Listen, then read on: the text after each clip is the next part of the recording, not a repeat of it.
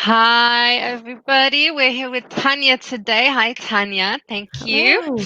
Thank you for being here. If you could just jump right in, introduce yourself, and tell everybody what it is that you do. Yes, I am Tanya Marie Figueres Kreisinger. I go by Tanya MFK because, let's be honest, that's a ridiculously long name. Yep. I am a business development consultant and personal strategy coach. So I guide entrepreneurs to develop profitable and sustainable businesses while actively living a life that they love right now. So that's kind of it in a nutshell. Amazing. And now please tell us how you got to doing what it is that you do today. So, well, my story, as most people, is kind of a, wiggly, writhing, upside down, wild road. So I am going back to the beginning. As a child, I was a child of a young runaway mother, who at 16 had me and was selling drugs to make ends meet. And when she left my father, we ran through years of homelessness. So I really come from a place of kind of extreme poverty and a lot of go-getterness, I would say, and creativity came out of that, just trying to keep it together at such a young age, and ultimately really raising my brother as my mom was had shifted from selling drugs and then moved into just trying to keep jobs to take care of us. So knowing that there was no financial support for me or my future, I was an overachiever in school. I was, like this crazy straight A student. Like it could go, I think for a lot of people, it can go one or two ways, right? Either way. And so, yeah. And so I went the other way because I think watching TV, especially in the 80s, there were always these, kids were talking about college and if they were getting the right grades. And I was like, there is no college. And I grew up in the US, right? So there's no, there's no free education for us after public school. So I was like, this is not happening. So I kind of made a conscious decision at a young age that I was going to get as much free education as I could. So I tried to really squeeze out everything I could before it was gone. And so really coming from that place and that mindset, there's a lot of beauty in that, but there was also a lot of lack of abundance, right? There was a lot of scarcity that I was coming from. So just like school was like, oh, how great, you got great grades and you did all you could. But it's also like, yeah, because it was going to run out. And so that really stuck with me. And so my goal in life was to become financially stable and never have to worry about where my food or my shelter would come from. So I don't mean financially wealthy, guys. Like I wasn't there, right? I wasn't in this entrepreneurial dream of I'm going to make it. It was like, I'm just not ever going to have to be in a homeless shelter again. I am not going to have to wonder when I'm going to eat again. And so coming right out of school as a teenager, I ended up in the medical field. And so I had some experience. My mom had gotten stable for the most part, in our teen years or my teen years.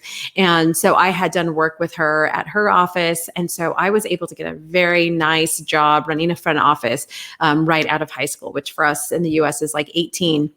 And so 17, 18 years old, I was already running a front office, and I continued that scarcity mindset, which also, helped with the overachiever mindset as well, right? The go-getter. So I moved up quickly. I was working, 18-hour days. I was, going from, that $7 an hour that they would pay us, up to 9, up to 10, up to 11, which back then was like, wow, especially for someone my age. And then from there, I ended up getting the experience to work in clinical research. And so I ended up going from there to clinical research position, which was extremely rare for someone with my qualifications and of my age. And so I came into something running 36 clinical research studies in immunology, specifically focusing within HIV and AIDS. And so I was doing really well in the medical field and very young, really excited. I was a newlywed at 21. And I was just really on this path to like, I got to get it done. There was still this like lack of this, there was still a scarcity mindset, right? Like I have to get it done so I can finally arrive. When I get there, whatever there was, when I get there, I will, I'll finally have made it. Then I can relax. So I was, again, just working as much as I could, pushing as much as I could, saving every penny, like, not enjoying anything. I remember my husband once spent, and I kid you not, it was like $3.29 outside of what we had budgeted. And I like flipped out. Like I just lost it. I was like, what are you doing? Like, this is not the plan. So I had the plan, guys. I was like on it. I was going, this is how it's got to be, because I was so scared. Even though my life looked nothing like what it did as a child, I was still so afraid for it to get back to that point, for something to slip up. I remember hearing like the horror stories about credit cards and going like, people getting credit card debt. So I don't know how they do it, but I'm not going to do it. So my first thing I ever spent on it, which credit's like required for us, is in the US, you're supposed to build it and have it. So the first credit card, when I spent something, the same day I went home and I wrote, and this will tell you how old I am, I wrote a paper check and I mailed it in the same day that I purchased something. So I was like, I'm going to make sure that gets paid and I don't ruin my credit. So I did all that. I was doing all the right things. And at 25, on my 25th birthday in 2005, my husband was diagnosed with stage 4 cholangiocarcinoma and given 3 to 6 months to live. So that was when everything turned upside down. That's when all my plans, all of my, I'm going to finally enjoy life at this someday day in the future, all of that's changed. And all of a sudden what became important was what was going on right now. And so my husband did end up passing away 3 months later on July 5th, 2005. And I found myself a 25.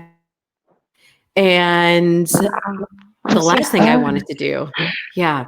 It was, it was obviously very hard, and at the same time, such a amazing gift through hardship, of course, but such an amazing gift of what it has given me now at this point in my life. And so first thing was, after spending, 3+ months in the hospital, the last thing I wanted to do was go back to work in the medical field. So I had absolutely no interest in showing back up at another doctor's office. No, thank you. So I really began a search. And, it's 25, where a lot of my friends were still in college, discovering themselves. I was already running a career, had gotten married, and was now a widow. So I kind of went back to even discovering what it was like to be someone in their 20s, because I didn't really experience that. So I started, working to help people in homeless shelters. That was something I did. I was like volunteering. I was taking random jobs, but I was really determined. Like I no longer wanted to trade my time for money, because if there's anything else that I learned, was that time is one thing you don't get back.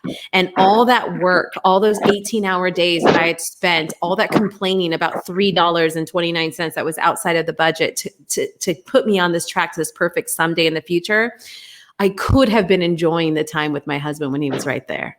I could have been enjoying the life that was right there in front of me. I didn't need these outside circumstances to go and look at the sunset or just enjoy the damn garden when we were there. And so that was when I decided, like, I can no longer do that. And so I was doing all kinds of things. I was I sold purses at festivals. I was, doing the artist thing. And I ended up working in music for a while. And so I ended up working in music. And this is back in the days when I knew some bands and things like that. And this is when we were starting to just hear about digital music. And so the industry was freaking out. Like, what are we going to do? The CDs, we used to give out free downloads and people would like throw them. Like, it was on a piece of paper you could download, people would throw it away. Like, who wants a digital music? Give me a CD. So we were really in the days of MySpace. I started working with a hip hop artist, and we ended up going from kind of starving artists all the way to Grammy nominee. We weren't on the show. We didn't do all that. There's different stages and levels of Grammys, but we didn't make it past the first level of the gate. But we got there. We got to the first part, which was exciting. And so So that ended up getting me some attention within kind of marketing, because ultimately what I was doing was marketing. We were marketing this band, this artist. We were using the grassroots ways, MySpace and good old guerrilla marketing tactics that, making it happen. So from there, I ended up working in CPG, which is consumer packaged goods, which basically is anything you buy, and particularly within natural products. So what that means is all those health food stores that you've been to. I worked with a lot of those companies to get those items on the shelf. So your kale chips or, whatever, things like that. That's what I was doing, which really aligned with this newfound appreciation for health that I had developed after losing my husband to cancer. And also, I worked in the healthcare field already. So it was a nice synergy. So from there, I ended up working on a national level in marketing. I worked with Whole Foods, which is a really large company in the US, again, big health food source. So worked with a lot of their the products that are in that store, worked with on a national marketing level with Nestle, and just did that for a while. And as I did that, I also got picked up with another company where I ran their marketing department as a CMO, and we were helping kids in like health and charter schools and whatnot. It was at that time where I was now 30 something years old, I think maybe 30, 32. And I had my own house and I had the car and I had those things that it was like stable and all the things that I'd kind of hoped for. And I can't say that I was necessarily that much happier. There was a good life around me, but my artist ended up in China doing a tour, and I was not interested in going. And so he went. And so he was in China, and his tour he was doing really well. So it kept getting extended. They wanted to add another tour. China's quite big, if you guys know about that. It's a really big country, so there's lots of tours to do. And he kept telling me, you got to come out. This is so much fun. You got to come out. It's like, I'm just not really interested. It was, I love to travel. It just was kind of really low on my list. And I said, if I go, the only thing I really want to do is see like the Shaolin Temple. I was really into Wu-Tang, and I thought Shaolin was really cool. And the Great Wall, right? You got to do that. So after almost a year of trying to convince me, he said, there is a program that allows women, which is kind of a big deal, allows women and foreigners, but not just foreigners, but women, to go and train at the Shaolin Temple. And I was like, well, that sounds kind of cool. And so he sent me the information, and it was really awesome. You like learned how to break a stick over your shin, and you could, bend, break a brick and do all this cool stuff. And of course, what really got to me was there was the meditation and that whole kind of monk lifestyle. I was like, that sounds so cool. And so I ended up mentioning it over a couple of drinks with my mentor and CEO of one of the companies that I worked with. And, not really thinking much of it. I was like, yeah, the artist I work with, he wants me to go out there and train at the Shaolin Temple. Like, haha, that'd be kind of cool though, right? So the next couple of days later, he came back and he said, if you want to do something like that, now's a really good time to do that. And I was like, what are you talking about? He's like, the business is in a good place. You're in a good place. Why don't you go do that? I was like, you're crazy. Like, who does that? Who's like, I never trained Kung Fu. It wasn't like this lifelong dream. But then as I started thinking about it, it started growing. And so lo and behold, I sold everything, got rid of it all. And I went and lived in the Shaolin Temple in China for 1 year. Wow. Yeah. So as one does, I was living there and having an amazing experience. And that is actually where I met my now husband. He's from Czech Republic, which is now why I am now in Czech Republic. He was also training there, and we continued to travel the world for quite some time after that. I studied Ayurvedic medicine in India after that. I did some work in Vietnam. I traveled to China, to Thailand, did the whole thing, right? Australia, Japan, went all through places, did a yoga certification in Costa Rica, got scuba certified in Honduras, and just went on and just kind of continue to explore what was out there. And through all that, came back and with a baby. and that's when we decided to kind of go on more of a nomadic lifestyle. And so we did that. And while I did that and developed my business, I started doing the same type of marketing that I was able to do and working with companies, just doing it remotely. So from there, as I was developing those types of relationships, I I was starting to really see, like, I worked with national companies. I'm putting together these huge marketing programs for people. And I would do that. I'd be working with the CEOs.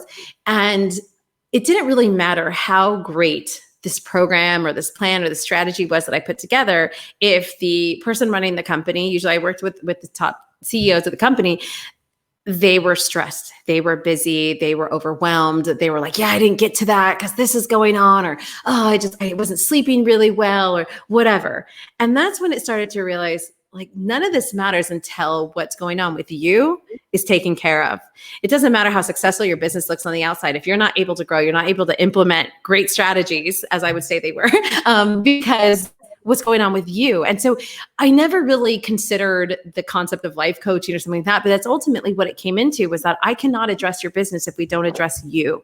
And if you're not enjoying your life now, the business doesn't matter. And I was able to share that story. Like, all that work I did when I was running and being the top in my industry didn't matter when my husband was gone. When I lost him, that didn't matter. And I'm telling you right now, all this work and the feeling miserable and not taking care of your health and waiting for this someday in the future when it's all going to be okay, when you're going to finally rest. You know what the day is that you're finally going to rest? It's when you're resting in peace. All right. So stop waiting for that day. And this is when we get to go and take stock of, who do I want to be and how do I live that now, right freaking now. And so I'm getting a little passionate about it, but that is the huge long-winded way of saying, like, that's not just it's my story. It's also why I do what I do. It's why I work the way I do with the clients. And, business is my strongest part, but what I've learned and developed on how to live the life that I want, how to do the traveling that I want, how to do the things I did, was because of the clear choices I made about what I want my life to be as well, and not waiting for this someday in the future. Wow. So, I know. Wow. I just kind of went on. I went on. No. I want you to keep going. I want you to say it all over again. It's amazing. Wow. It's the first time that I've heard your story properly like that as well. So I'm just taking it all in. That is one hell of a story, Tanya. Wow. Okay. Dude, you are incredible. Okay, so I'm just trying to think of what questions to ask, because there's so many, but I think it's first of all, it's amazing if we go way back to the beginning of your story, how with the school, like you with education, you wanted to just study to get the best out of it, and then, because I'm trying to think my question is, what tools do you believe did you find most helpful for you in making progress on this journey of yours? I mean, what kind of things would you recommend to other people out there that are struggling? Or, I mean, you can choose any of the struggles. If it was the group, if it was getting stuck, if it was reevaluating your life, like, there's so many things here that, like, what I think. Yeah. One of the first pieces of advice that I would start with and then go into some action steps is that this waiting for some perfect time when you'll have time to do the thing, whatever it is, whether it's that dream vacation, whether it's the focusing on health, whatever it is, you have to make that time. You have to make a clear, conscious decision to say it's going to be now, because if you're waiting for the time, it's going to be that tragedy. It's going to be the situation like mine where you have no other choice but to stop and pay attention to it. And if we can make decisions like that in the midst of pain and sorrow, how much better and more powerful is it to make those kind of decisions in moments of joy and peace? So when our life is okay, right? Maybe you're like, it's not great. Maybe it's not joyful, Tanya, but it's okay right now. Like, no one's dying, like, literally.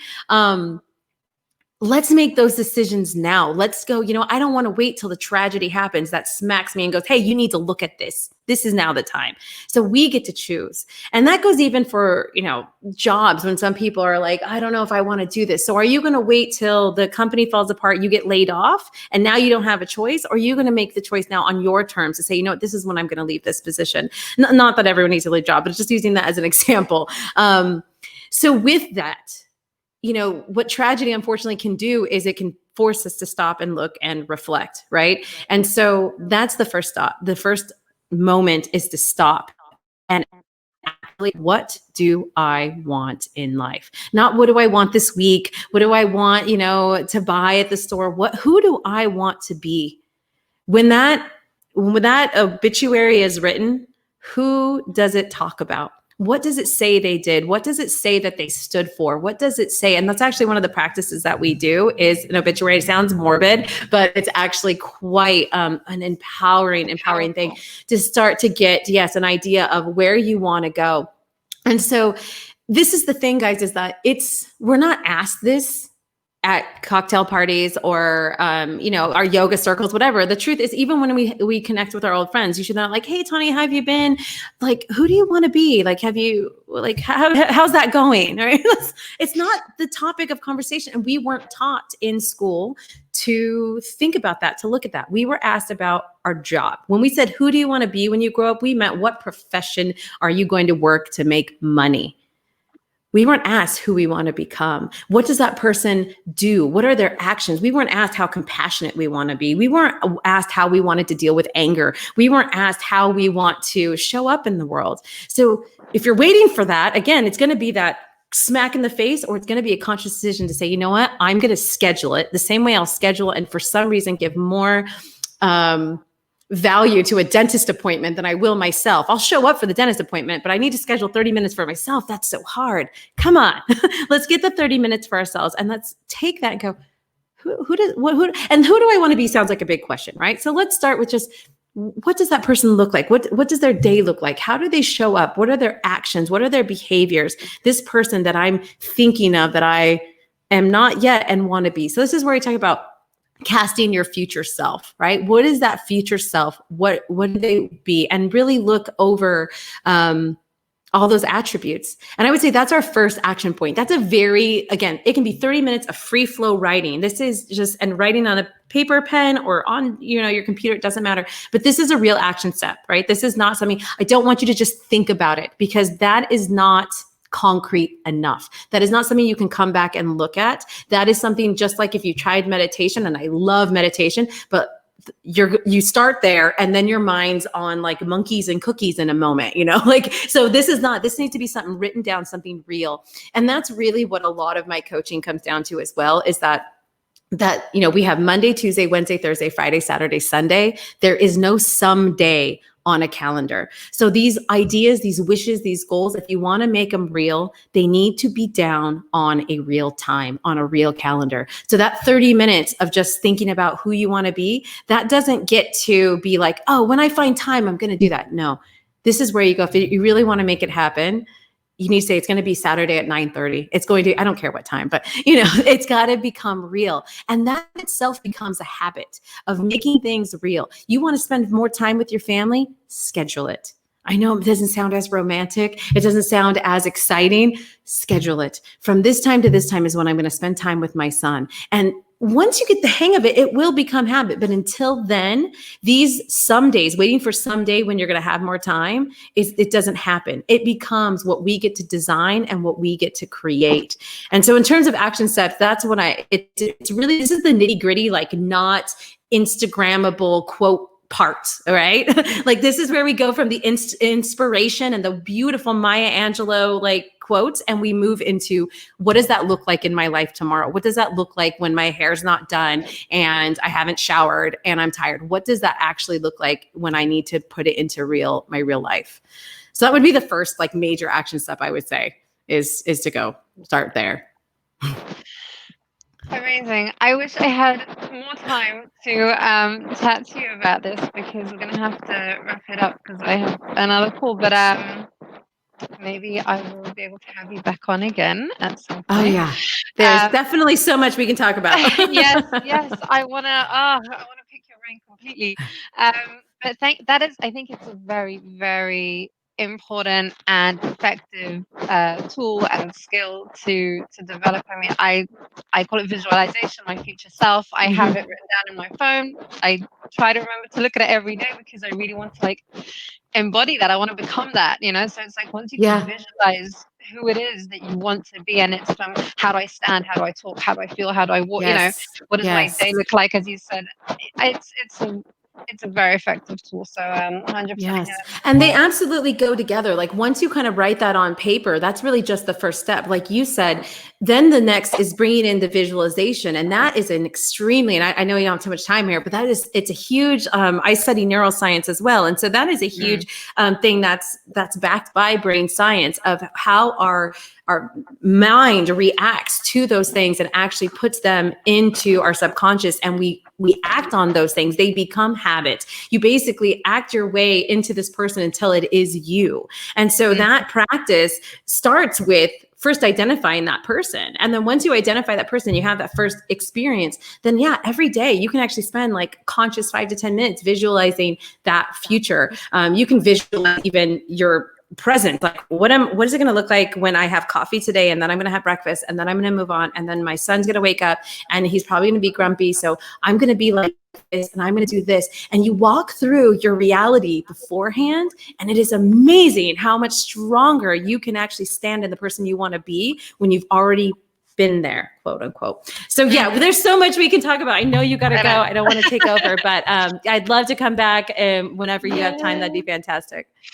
Thank you, thank you, thank you, Tanya. You You're are welcome. incredible. You are Thank you.